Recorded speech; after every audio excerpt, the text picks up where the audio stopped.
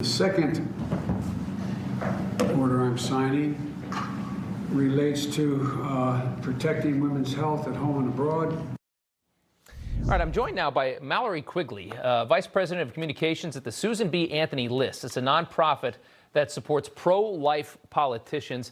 Thank you for coming on. Joe Biden reversing President Trump's policy, which basically barred the federal government from offering aid to any foreign health organization that performs abortions. How offensive is this to a pro-lifer? Yeah, well, thanks, Rob, for having me on. And remember that the federal government doesn't have money unless it's from us, the taxpayers.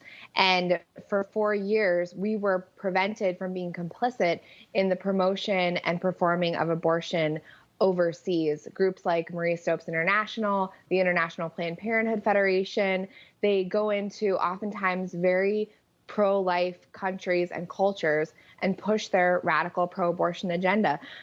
What is, on top of just being wrong, a majority of Americans oppose the use of taxpayer dollars. So this isn't just offensive to me as a pro-life advocate.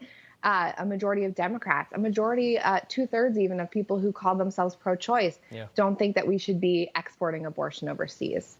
Yeah, it is. I mean, it's such an unbelievable topic. I mean, it just feels like sometimes there's no answer that's going to satisfy everybody. And it's just such a scary thing. I mean, the annual March for Life, I want to get to this real quick, is coming up here.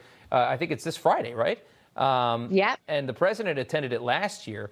And I want to ask, this issue has become so divisive. I've literally seen posts of women, obviously on one side of the debate, bragging about how many abortions they have had, like it's some kind of an accomplishment, just to anger the right. I mean, how did we get into such a mess with this? Well, what's clear is that this issue isn't settled in the hearts and minds of the American people. And, you know, you mentioned earlier, like, can we finally get to a place where everyone's satisfied? Is there a place where people on both sides can be happy? The reality is that the United States is one of only 7 countries, including China and North Korea, that allow abortion on demand up until the moment of birth. There is common ground consensus on stopping abortions after 5 months.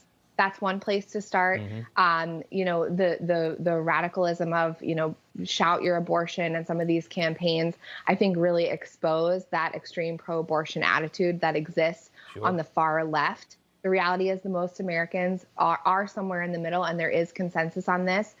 President Trump was supporting of a 5-month abortion ban.